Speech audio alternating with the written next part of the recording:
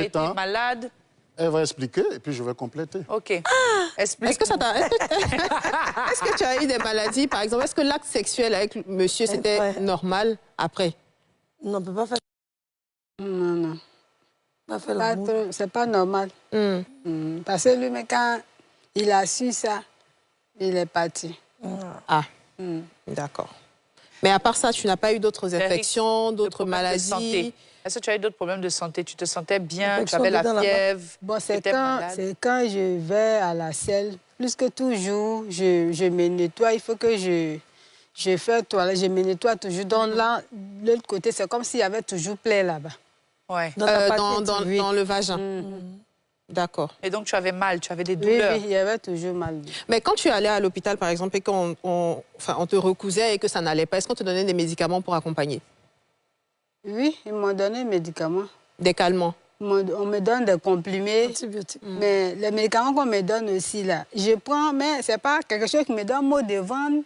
Ou bien je chauffe, je ne chauffe pas. Donc, bon, je prenais des comprimés là comme ça. Puisque c'est de l'autre côté qu'il y a problème. Mais tu avais quand même des douleurs.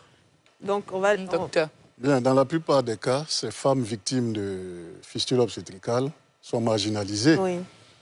Elles-mêmes, elles s'auto-isolent. Mais elle a dit qu'elle avait honte aussi. Oui, elles ont une odeur permanente. C'est ça. L'odeur d'urine en permanence sur soi. Si c'est une femme qui faisait du commerce d'atchéké, est-ce que vous pensez qu'elle pourra venir s'asseoir encore vendre l'atchéké? Surtout dans la chaleur, l'odeur est plus Et qui va acheter son atchéké? C'est ça. Donc, elle est isolée. Dans certaines contrées, même, on parle de sorcellerie. Oui, effectivement. On a vu, on parle de sorcellerie, tout ça, alors que c'est une complication qui est due simplement à l'accouchement. Donc, c'est une femme qui est marginalisée, qui est isolée, qui ne travaille plus, qui a un problème mental, donc qui n'a plus confiance en soi.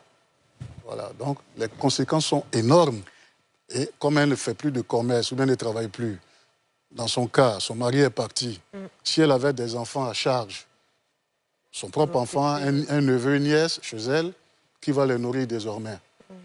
Si c'était une femme qui travaillait quelque part dans une usine, et qu'elle occupait un poste assez important, et qu'on la mette à l'écart juste après cela, ça fait un gain en moins pour elle-même et un gain en moins aussi pour l'usine. Mais est-ce qu'on peut en mourir de ce genre de fistule? Si ça oui, fait bien des sûr. infections, vous savez, etc. Quelles sont les surtout conséquences celles qui perdent les urines.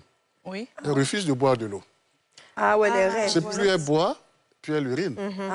Donc beaucoup sont décédés d'insuffisance rénale. Aïe, aïe, aïe. Oui, puis ça ne boit plus. Ça ne boit plus d'eau. Donc les reins, elles tuent les reins. Oh là là. Mais docteur, quand on accouche, là, normalement, la femme va à la selle. Souvent, même, tu ne sais pas, tu dis que je vais faire pipi, mais je vais à la toilette, au moins, pendant tu vas à la toilette. Ou bien après? Non, quand ça dit que tu es en plein travaillement. Un doigt, deux doigts, trois doigts, peu importe. Et puis, un coup, tu as envie de faire pipi,